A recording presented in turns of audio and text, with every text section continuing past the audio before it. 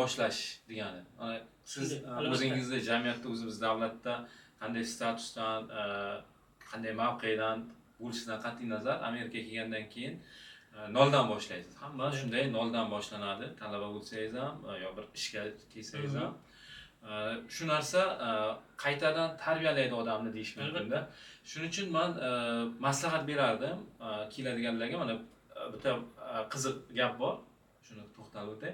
Amerikaga keladigan odam menga bir do'stim aytgan. U mendan oldin kelib qaytib ketganda nimaga working travelga kelib ishlab keyin qaytgan.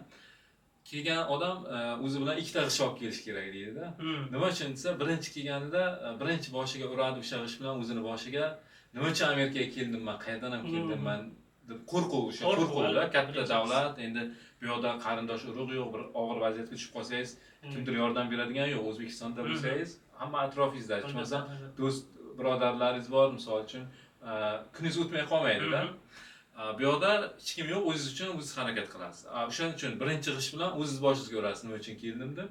Ikkinchi g'ish ma'lum vaqtdan keyin, kimlardir 1 yil, kimlardir 5 yildan keyin o'zini boshiga urarkan yana nima uchun oldinroq kelmaganman Amerikaga. Bu endi Amerikani imkoniyatlar mamlakati ekanligini tasdiqlaydi-da. Shuning uchun haqiqatan shu rost gap. Haqiqatan rost gap. Hammada menimcha bo'lgan, menda ham misol uchun bo'lgan katta davlat vahima bo'ladi. Endi katta shahar, misol uchun umuman boshqa culture, madaniyat, boshqa til, misol doimiy gaplashib yurgan, tilni yaxshi bilgan taqdiringizda ham shiva aytganimdek lahja, misol uchun boshida tushunmaysiz, Amerikani o'zini shivasida gapiradi. Ular misol oddiy do'konga kirsangiz ham Amerikanisda bo'lsa yoki ko'cha-ko'yda bo'lsa, gapirganda tez gapiradi hamda o'zini shivasida. Bir xil so'zlarni ilg'olmay qolasizda. Shtatga qarab. Shunday, shtatga qarab ayniqsa farq qiladi. Keyin shuning uchun men o'zimcha bir xulosaga kelganimki, Amerikaga keladigan odam qancha ertaroq kelsa, qancha yosh kelsa, shuncha yaxshi.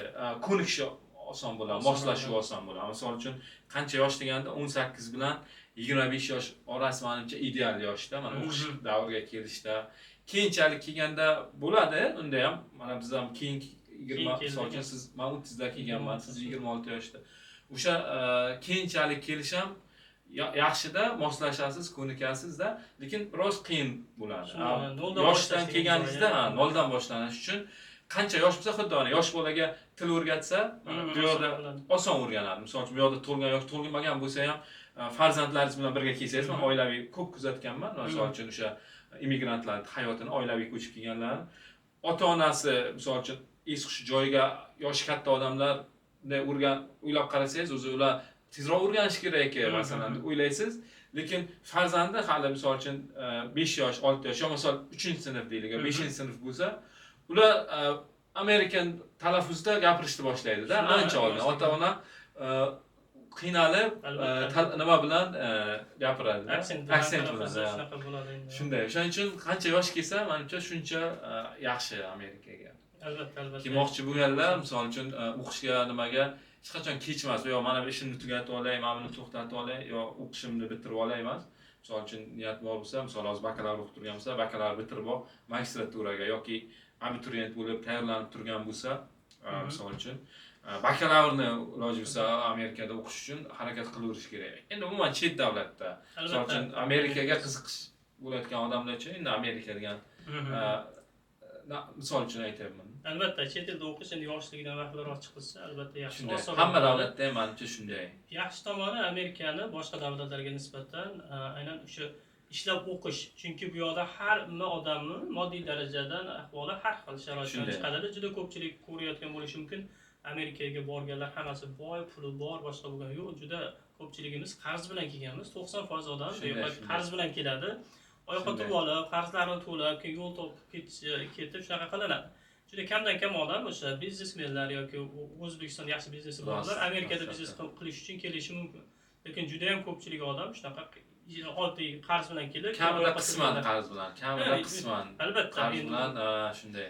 O'sha juda ko'pchilik immigrantlarning bittagi hikoyasi, o'sha boshqa millatlarda eshitamiz, hazil qilib aytishadi. Dadam aytadi, Amerikaga kelganimda cho'ntagimda $3 pulim bor edi yoki $5 pulim bor edi. O'zim $300 bilan kelganman-da. Endi bir oylik arendani puli ham emas. $300 naqd pul. Endi kelganimizdan keyin albatta bu yoqda do'stlar orttirdik, ishladik, imkoniyatlar ko'pligi uchun haqiqatan ham shu ishlab o'qishga qiynalmaganman. Chunki ishlasangiz o'qishingizga bemalol to'lay olasiz. Ayniqsa o'sha biz magistraturada o'qiganmiz, haftada 2-3 kun o'qish, qolgan kunlari dam bo'lganligi uchun bemalol ishlab o'qiganmiz. Lekin bu degani bakalavrga qiyin degani emas. Bakalavrda ham o'sha abetgacha o'qisa, abetdan keyin ishlab yoki shunaqa imkoniyatlar bor, ishlab o'qishyapti, o'qishni to'laydi.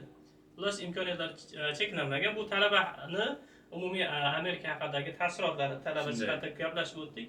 Hali talabalik davridagi qiziq voqealar, boshqalarga keyin to'xtalamiz. Endi hozir Amerikani ikkinchi asosiy muhim mavzulardan biri siyosiy huquqiy nuqtai nazardan Amerikani qanday tasavvur qilgandingiz va u qanday bo'lib chiqdi? Amerikani mana kinolardan ko'ramiz, bitta holat bo'lsa, voqea deymiz. Endi bizda yuridik tilda bir voqea bo'lsa deydi, ya'ni bir hodisa bo'lgan bo'lsa, o'sha yerga tezkor guruh chiqadi-da.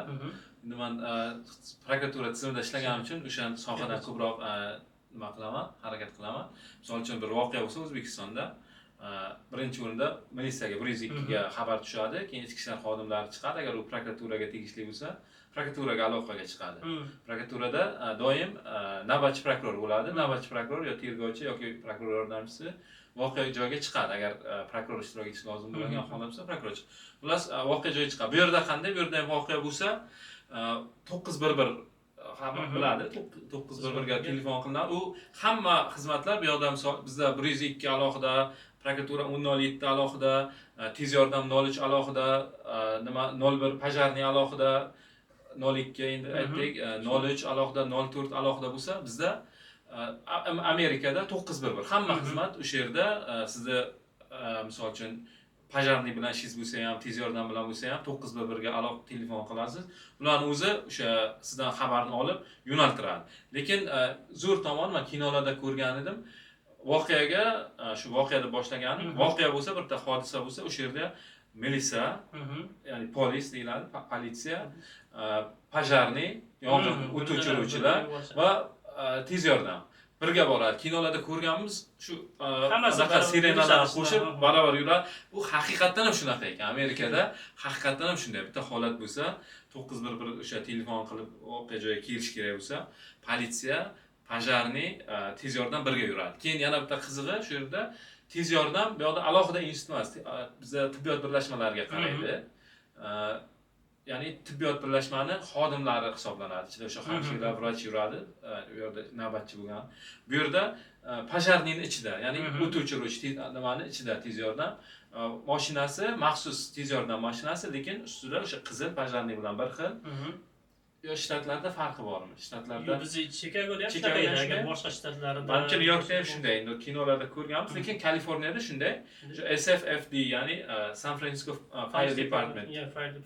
Ya'ni o'sha pajarniy o't o'chirish xizmatini ichida o'sha pajarniy ham shunaqa faqat ambulans deb yozilgan bo'ladi. Maxsus tibbiy nima jihozlangan tibbiyot xodimlari bo'ladi, lekin pajarniy mashinasi alohida, ularning mashinasi alohida, lekin tashqi tomonda qizil ikkalasi ham pajarniyni belgilari qo'yilgan, faqat ambulans deb yozilgan bo'ladi. Shu farqi, lekin kelishi juda ham tez. Keyin hayron qoldirgan jihati, har bitta chorrahada, menimcha chorrahada ham emas, chorrahadan ham yaqinroqda u. Har nechidir metrda menimcha. Nima o't o'chirishda nimalari bor? Suvlar, fire hydrant deydi. Fire hydrant, suv o'chirish nimasi bor. O'sha narsaga e'tibor qilmaganmanda, birinchi marta o'sha yerda mashinani qo'yib parking qilganimda tiket olganman. Tiketlarga jarima olganman, $90 jarima. Keyin kichkina uchoqli mashinada yuradi, gay emas. Bularda nima deydi? Municipal Agency nimani? Transport SFMTA. San Francisco Municipal Transport Agency. Xullas transport agentligiga qaraydigan imенно nima parking, ya'ni mashinalarni parkovkasi o'zbek tilida. Endi parkovka, mashinalar turar joyi. Turar joy, shu mashinalarni to'xtashni nazorat qiladigan maxsus nimalar bor. Xodimlar, inspektorlar, ular maxsus mashinasi bor. Ular polis emas. Ular o'sha ko'chalarni kuzatib yuradi-da. Men Kaliforniyada shunday, menimcha boshqa shtatlarda ham shunday. O'sha ular yurib noto'g'ri qo'ygan mashinalarni jarima yozib ketadi. U sizni chaqirib o'tirmaydi, siz bilan gaplashmaydi. Shunchaki mashinangiz raqamini ko'radi. Yonida kichkina uskunasi bor, boyagi printerdek. Nimada planshetda yonida kichkina printeri bor. Planshetga yozadi, ma'lumotlarni kiritadi, mashinaning rangi, misol uchun Toyota Camry qora license plate deydi, boyagi mashinaning raqamini kiritadi. 4 eshiklik, shunisini kiritadi, bo'ldi. Keyin nimani rasmga tushiradi, anaqani qo'yadi. Noto'g'ri qo'ygan nimasini, nima uchun noto'g'ri? Misol uchun o'sha fayl nimani yoniga qo'yganmi, o't o'chiradigan anaqani yoki to'xtash mumkin bo'lgan joyga qo'yganmi yoki anaqalar nogironlar uchun mo'ljallangan joyga to'xtaganmi, ular o'shanisini yozib, tiket chiqaradi.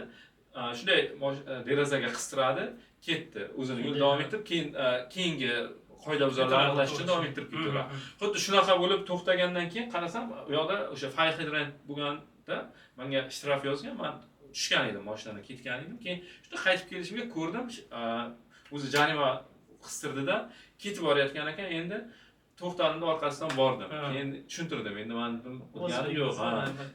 Nima uchun bu, nima qilishim kerak dedim. Men birinchi marta jarima olishim.